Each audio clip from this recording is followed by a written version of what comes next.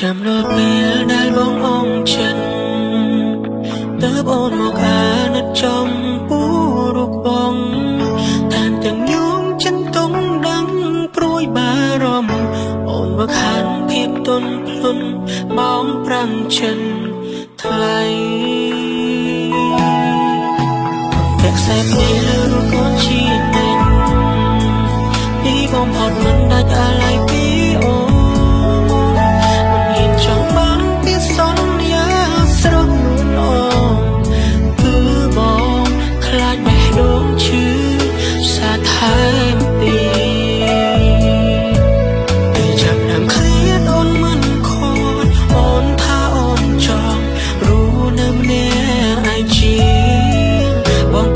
សួរនាំឲ្យដឹង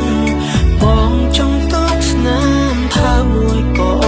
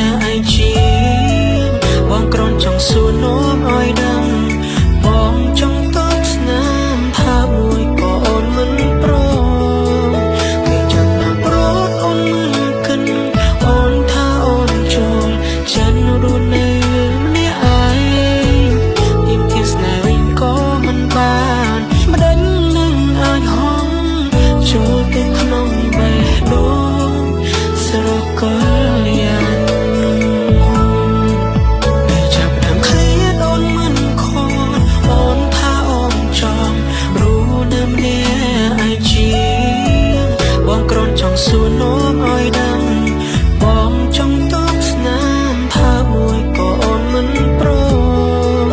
តែចាំណាប់រត់អូនមិនគិតអូនថាអូនចូលចិនរូននៅម្នាក់ឯងពីមទីស្នេហ៍វិញក៏មិនបានម្ដេចនឹងអាចហង